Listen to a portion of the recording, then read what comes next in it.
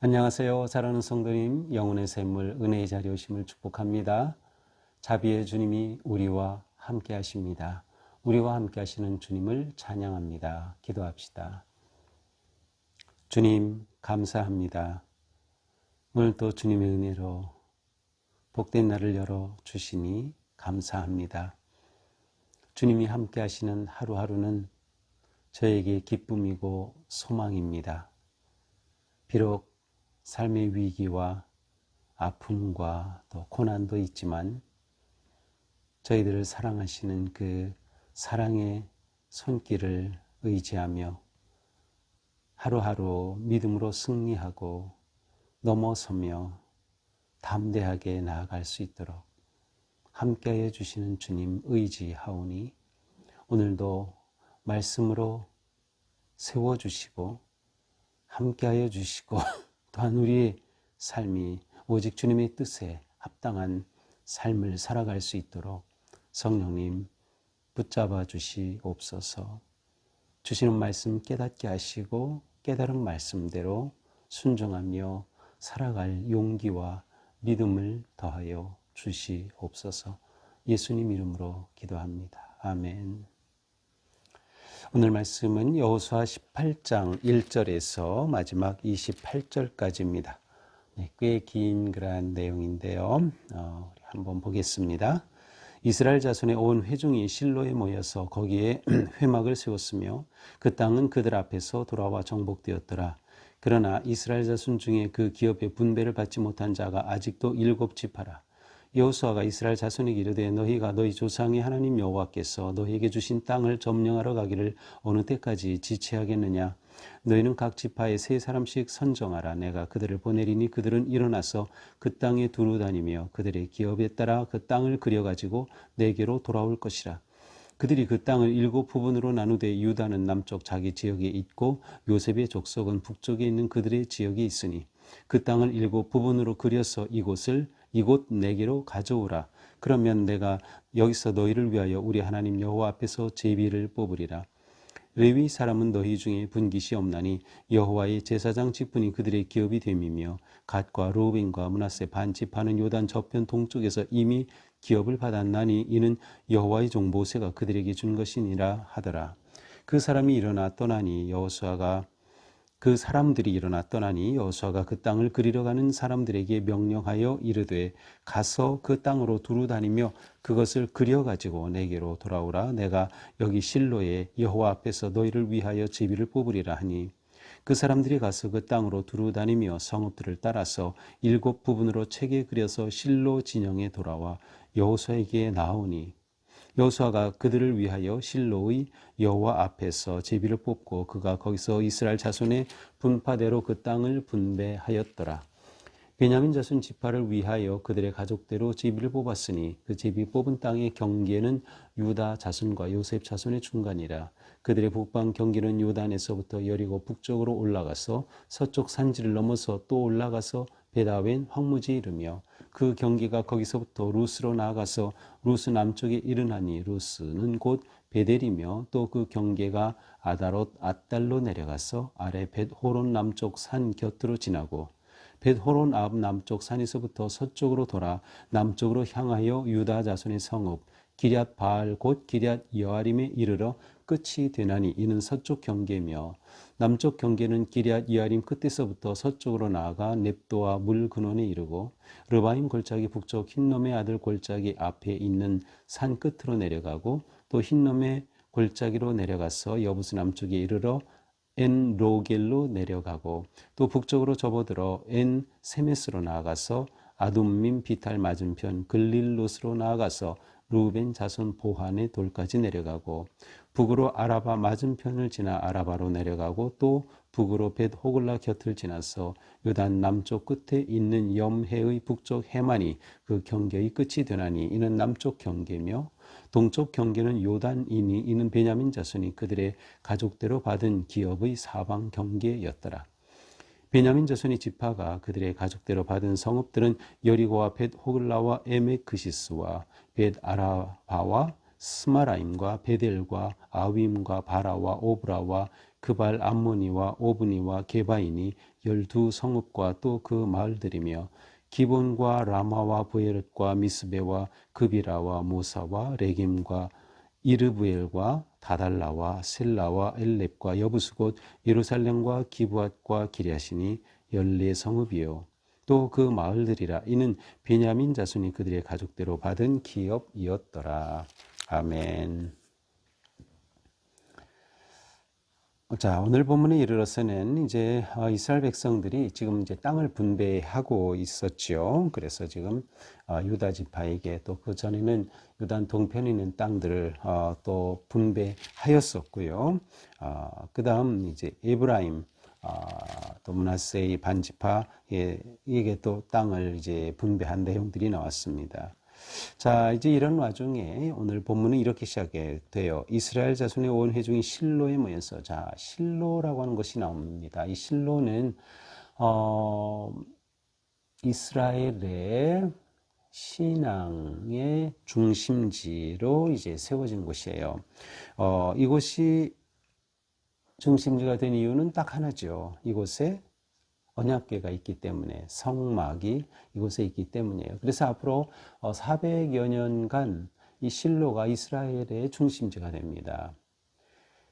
언제까지? 다윗이 언약궤를 예루살렘으로 옮길 때까지. 그때까지는 이 실로가 모든 것의 중심지가 되는 것이죠. 이전에는 어디였죠? 길갈이라고 하는 곳이에요. 길갈. 길갈에 그들이 진을 치고 그곳에서 정복전쟁을 계속 이어갔고요. 그리고 그들은 또 길갈에 모여서 또 그들의 길을 계획하고 또 모여서 다시 나가고 했던 곳이 바로 길갈이었죠. 자, 이렇게 이제 실로에 모여서 회막을 세웠기 때문에 바로 이곳이 이제 중심지가 되는데, 여기에 온 회중이 모였다고 되어 있어요. 하지만 여기서 회중은 이스라엘 백성 전체를 의미하기보다는 각 지파의 대표자들이 모인 것으로 우리는 볼 수 있습니다. 자, 그렇게 그들이 대표로 모여 있었고, 그 땅은 이제 이미 정복한 땅은 그들에게 돌아왔다는 독특한 표현을 써요. 그 땅은 그들 앞에서 돌아와 정복되었다. 그래서 이미 하나님께서 약속하셨던 그 땅을 정복하였고, 정복한 그 땅을 이제 분배하고 있음을 보여주고 있습니다. 자, 그런데 지금까지는 이제 5지파에게 땅이 분배되었어요. 그래서 요단강 동편의 2지파 반, 그리고 요단강 서편에서 또 2지파 반, 반 지파씩 된 것은 바로 므낫세 지파죠. 그래서 전체로 합하면 5지파가 땅을 분배받았어요. 그래서 요단강 동편에서는 르우벤 지파, 갓 지파와 므낫세 반 지파, 그리고 요단 서편으로 넘어와서는 역시 므낫세 반 지파와 그다음에 유다, 그리고 에브라임 지파가 땅을 받았어요. 나머지는 7지파가 남아있죠. 자, 그런데 이 7지파가 남아있는 것을 가리켜 2절에 보니까 그 겹의 분배를 받지 못한 자가 아직 7지파다. 분배를 받지 못했다는 거예요. 이 땅을 분배받지 못한 7지파가 여전히 지금 있다. 이러한 표현이에요. 이 말은 땅을 열심히 차지해서 그 땅을 분배받아야 하는데, 이 7지파들은 아직도 그 땅을 분배받지 못한 채 지금 머물고 있는 거예요. 그래서 여호수아는 그들에게 이렇게 말합니다. 너희가 너희 조상 하나님 여호와께서 너희에게 주신 땅을 점령하러 가기를 어느 때까지 지체하겠느냐? 너희들 왜 지체하고 있느냐? 빨리 나아가서 그 땅을 차지하고 너희가 그 땅을 분배받아 거기에 정착해야 되는 것이 아니냐라고 지금 말하고 있어요. 자, 이들이 7지파가 아직 땅을 분배받지 못한 이유는 뭐예요? 지체하고 있기 때문이에요. 지체한다. 이것은 어떤 표현인가요? 머뭇거리고 있는 거죠. 어떻게 보면 나태함이라고도 볼 수 있어요. 자, 지금까지 그들은 요단을 건널 때, 그 다음에 여리고성을 부술 때, 또 아이성을 2번째 공격해서 무너뜨릴 때, 이렇게 계속 점령하면서 북쪽으로 또 서쪽으로 서남쪽으로 해서 이 점령하는 그러한 것들이 아주 힘차게 진행이 됐는데 이제 와서 그들이 지친 거예요. 단순히 지쳤다라기보다는 무엇인가 그들에게 지금 문제가 있는 거죠. 저는 이들의 열정이 식었다 이런 생각이 들어요. 이들의 열정이 식었어요. 왜 식었을까? 자, 이미 5지파가 땅을 분배받았는데 그것을 보면서 야, 우리도 분배받아야지 하는 그러한 마음이 일지 못한 거예요. 이유는 알 수 없는데 아마도 몇 가지 추정을 해볼 수 있죠. 첫 번째로는 이제 남은 땅을 보니까 너무 땅이 좀 좁은 땅이에요. 이 유다가 굉장히 많은 지역을 차지했거든요. 그리고 이미 동쪽은 다 2지파 반이 차지했고요. 근데 남은 땅이 자기들이 볼 때 그렇게 넓지 않다고 생각하는 것 같아요. 아니면 남은 땅은 좀 별로 좋지 않다. 근데 실제로는 그렇지 않거든요. 실제로는 갈릴리와 요단강을 중심으로 해서 그 주변 지역은 굉장히 비옥한 지역이기도 하고요. 그다음에 그 평원지도 굉장히 좋은 땅이거든요. 그런데 그들은 왜 지체하고 있는지 모르겠어요. 어쨌든 이러한 이유들 아니면 이미 땅을 분배받은 그러한 지파들이 적극적으로 계속 그들과 함께 도와줘서 끝까지 차지할 때까지 다 지파가 분배받을 때까지 좀 협력해야 되는데 혹시 그러지 못한 것은 아닌가 뭐 이러한 여러 가지 추측은 해볼 수 있지만 어쨌든 이들은 지금 지체하고 있는 거죠. 열기가 식었어요. 이런 상황에서 여호수아는 어떻게 합니까? 각 지파의 지도자들을 소집한 겁니다. 4절에 보니까 지파에서 3사람씩 선정하라. 대표자를 보내라. 그래서 어떻게 합니까? 그들로 하여금 일어나서 너희들 일어나 이렇게 지체하지 말고 일어나서 그 땅에 두루 다니면서 그 기업에 따라 땅을 그려가지고 내게로 돌아올 것이다. 두루 다니면서 그 땅을 보고 그곳 지도를 그려가지고 오라는 것이에요. 토지 대장을 만들라는 것이에요. 왜 그렇게 만들어 오면 그 땅을 너에게 줄 테니까 너희가 그 땅을 차지해라, 정복해라 라고 하는 것이죠. 그들에게 다시금 비전을 일으켜주는 거예요. 소망을 일으켜주는 거예요. 그래, 우리가 나아가서 그려야지. 그리면 그것이 그들의 것이 되는 거예요. 이것이 하나님이 이미 그들에게 주신 약속인 것이죠. 지도를 그려라는 거예요. 지도를 그려라. 비전이 회복돼야 된다. 그림이라고 하는 것은 보는 것과 관계되어 있어요. 지도를 그리는 거예요. 눈에 보이게. 그들에게 다시금 열정을 일으키는 그런 아주 여호수아의 탁월한 그런 리더십을 여기서 볼 수 있어요. 그러면서 그들이 가서 탐지할 지역이 어떤 지역이에요? 5절 그 본 지역을 7부분으로 나눠라. 유다는 이미 남쪽에 있다. 그러니까 유다는 남쪽에 맨 남쪽이에요. 그러니까 더 이상 남쪽으로 내려가지 못하는 거죠. 그 다음에 요셉의 족속은 북쪽에 있어요. 그래서 그 끝과 끝을 보여주고 이 중간 지역 어디든지 너희는 가서 그려오라는 것이에요. 그 땅을 7부분으로 그려서 내게로 가져와라. 그러면 내가 이것을 제비 뽑아서 분배해 주겠다라는 것이죠. 7절에서는 또다시 레위 자손에게는 기업이 없다는 것을 또 나와요. 몇 번 계속 지금 반복되고 있죠. 레위 자손에게는 그렇게 기업으로 지파로서의 땅을 받지는 못해요. 단지 그들은 각 지파 안에 흩어진 상태로 성읍을 받을 뿐이죠. 자, 이렇게 하여서 그들은 이제 여호수아의 말을 듣고 일어나서 떠납니다. 8절에 보니까 그 땅을 그리러 간다. 땅을 그리러 간다. 참 아름다운 표현이죠. 그 땅을 그리러 간다. 우리 신앙생활은 이렇게 그리러 가는 거예요. 한 주간의 삶을 주일에 예배를 드리면서 하나님께 영광을 돌리고 영과 진리 예배를 드리며 한 주간의 삶을 그리며 떠나는 것이에요. 하나님과 함께하는 삶, 승리하는 삶, 영광스러운 그 길을 그리며 나아가는 것이죠. 그들이 그리러 떠납니다. 그들에게 말하죠. 가서 그 땅을 두루 다니며 그려가지고 내게로 와라. 여호와 앞에서 너희를 위해 제비를 뽑겠다. 그 말을 듣고 그들은 순종하죠. 그리고 그들이 가서 두루 다니며 성읍들을 다 탐지하고 7부분으로 책에 그려서 여기 뭐 책이지만 지금 우리가 가진 이런 책이 아니라 양의 가죽을 로 만든 양피지. 그래서 그곳에 그림을 그려서 아마 양피지라고 생각합니다. 이 양피지에 그 지도를 그려가지고 땅을 그려가지고 실로로 돌아오게 됩니다. 그리고 여호수아에게 나오죠. 자, 여호수아가 이렇게 그들이 그리어 가지고 온 지도를 앞에 펴놓습니다. 그리고 이제 그 땅을 분배하는 것입니다.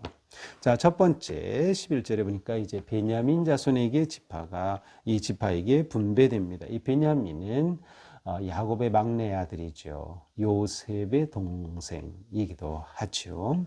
사실 이 베냐민 지파는 굉장히 아주 호전적인 그러한 그 지파입니다. 막내답지 않은 그러한 호전적인 지파예요. 그래서 사사기 21장에서는 이 지파가 완전히 전멸할 그런 위기까지도 처해 있었어요. 너무나도 호전적이다 보니까 이 부딪히는 거죠. 자, 이 베냐민 지파에 주어진 그 땅은 어떻습니까? 11절 그 뽑았으니 제비 뽑은 거죠. 그 뽑은 땅의 경계는 유다 자손 또 요셉 자손의 중간이다. 자, 사실 이 베냐민 지파가 받은 땅은 그 다른 지파들로 다 둘러싸여 있는 그러한 땅이었어요. 사실은 그렇게 넓은 땅은 아니에요. 이제 12절부터는 그 땅의 경계를 보여주죠. 그래서 북쪽 경계는 요단에서 여리고 북쪽으로 올라가서 산지까지. 그 다음에 14절에 보니까 서쪽 경계는 바로 이쪽이다. 성읍 기럇발 여아림에 이르는 기럇 여아림에 이르는 곳까지. 또 남쪽 경계는 서쪽으로 나아가 넵도아 물 근원에 있고 쭉 내려가서 엔로겔까지. 자, 엔로겔이라고 하는 것은 세탁자의 우물이라는 뜻인데 이것은 이제 예루살렘에서 가까운 한 4km쯤 떨어진 곳이에요. 이곳은 물이 풍부하기 때문에 예루살렘에 물을 공급하게 되는 그러한 수원지의 역할도 하는 곳이기도 했어요. 자, 남쪽 경계가 딱 예루살렘에 걸칩니다. 그래서 예루살렘은 바로 그 남쪽이 유다이거든요. 유다와 이 베냐민의 경계 지역에 바로 예루살렘이 놓여 있습니다. 자, 동쪽 경계는 20절에 보니까 그들의 가족대로 받은 사업 사방 경계니라. 그래서 이 염해 북쪽 해만이 그 동쪽 끝의 경계. 염해는 사해죠. 동쪽으로는 뭐 사해 아니면 요단강이 이 많은 지파들의 동쪽 끝이 끝의 경계가 되죠. 자, 이렇게 분배를 받아요. 근데 제가 이제 여기 있는 뭐 이 성읍들을 뭐 쭉 또 지역을 뭐 쭉 설명하지 않은 것은 이게 아무리 설명해도 우리에게 지도가 없으면은 뭐 별 의미가 없을 것 같아요. 그래서 밴드에 보시면 제가 지도를 올려놨기 때문에 이렇게 분배받았구나. 그냥 매번 좀 앞으로 며칠간 어제 지난 그 금요일에도 그 지도를 올려드렸는데 밴드에 보시면 지도 보시면서 매번 보시면은 조금씩 이제 그려질 수 있을 거예요. 자, 그래서 이제 21절에서 28절은 그들이 받은 그러한 성읍이죠. 14성읍을 받았어요. 14성읍. 여기에 보니까 중요한 두 도시가 보이죠. 22절에 베델. 베델은 야곱이 하나님을 만났던 곳이 바로 베델이죠. 그 다음에 28절에 예루살렘이 있어요. 예루살렘. 예루살렘은 유다와 경계 지역에 놓인 그러한 것이에요. 그래서 유다와 함께 그 지역을 차지하게 되는 그러한 위치에 있어요. 자, 이렇게 동서남북으로 여러 지파의 중간에 놓여 있다는 것은 사실 이 베냐민 지파는 지파 간의 중재 역할을 할 수 있는 그런 위치에 있다라는 의미도 됩니다. 중재 역할을 하는 것이죠. 막내였기 때문에 그 막내는 형이나 누나나 그러한 사랑을 받고 가족의 사랑을 받고 자라는 그러한 경우가 많이 있는 것처럼 아마도 이 베냐민은 다른 형제들 사이에서 중재하고 어려움이 있을 때 그 갈등을 풀어줄 수 있는 그러한 위치로서 그렇게 둘러싸여 있는 형태로 분배받은 것이다 이렇게 생각이 됩니다. 이제 크게 이 베냐민이 받은 땅은 건조한 건조한 동쪽 지역이 있고요. 그리고 서쪽은 북서쪽으로는 예루살렘 북서쪽에 있는 어떤 그 산마루의 지역이 바로 이 베냐민이 받은 지역입니다. 땅 자체는 그렇게 넓지는 않아요. 다른 지파에 비교해 볼 때. 하지만 베냐민 지파는 또 중요한 위치에 자리하면서 또 첫 번째 왕이 이 베냐민 지파에서 나온 사울이잖아요. 그게 굉장히 중요한 그러한 지파로 자리를 잡게 되는 것이죠. 자, 이것이 오늘의 말씀입니다. 자, 오늘의 말씀을 보면서 너희가 가서 지도를 그려와라. 땅을 그려가지고 와라. 바로 이 표현이 너무나도 가슴에 다가와요. 우리는 우리의 믿음의 지도를 그려 볼 수 있어야 돼. 우리의 믿음의 지도를 그리자. 믿음의 지도를 그린다는 것은 뭐예요? 내 인생의 사명을 그리는 것이에요. 내 인생의 사명, 우리 가정, 우리 교회의 사명을 말하는 것이죠. 사명 완수에 지체하지 말라는 것이에요. 이들은 지금 지체하고 있었어요. 열정이 식어 있었어요. 사명이 흐려진 거죠. 근데 우리는 다시금 사명을 고취해야 된다. 하나님의 약속을 신뢰한다면 우리는 이 사명을 고치는 것. 이것은 우리가 왜 존재하는가, 존재 이유가 되기도 합니다. 우리 교회가 왜 존재하는 거지, 내가 왜 사는 거지, 우리 가정의 사명, 나의 인생의 사명, 바로 그것을 말하는, 그것을 우리는 그려봐야 돼요. 그려보는 게 중요해요. 그래서 그것을 시각화하는 것을, 비저닝 하는 것, 시각화. 그것을 볼 때 우리는 그것이 우리 기도가 되고 그것을 향해 담대히 나가게 되는 거죠. 하나님께서 이루어 주신다고 하는 그런 확신과 믿음 가지고 나아가는 것이에요. 믿음의 지도를 그려라. 여기에는 하나님의 꿈이, 하나님의 뜻이 담겨 있겠죠. 또 우리에게 주신 하나님께서 베풀어 주신 그러한 놀라운 삶의 희망이 여기에 담겨 있는 거예요. 그래서 우리가 이러한 그림을 그려가는 거죠. 계속.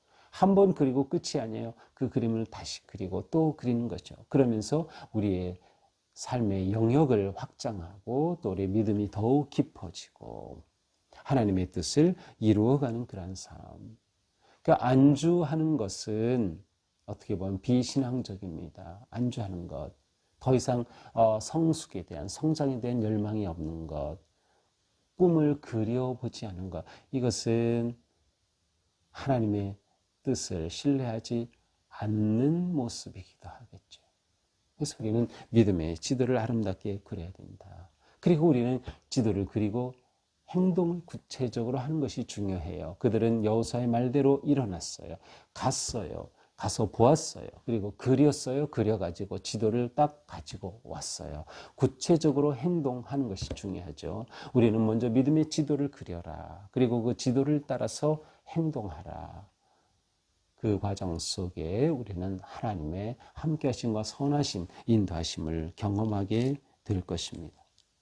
오늘도 새롭게 우리 삶을 도전하면서 거룩하고 아름다운 인생의 지도를 그려보면서 또 우리 가정에, 우리 자녀들을 위한 우리 교회의 그러한 지도를 그려보면서 희망 가운데 하나님의 은혜를 신뢰하고 또 믿음으로 승리할 수 있는 그런 하루가 되기를 축복합니다. 기도합시다.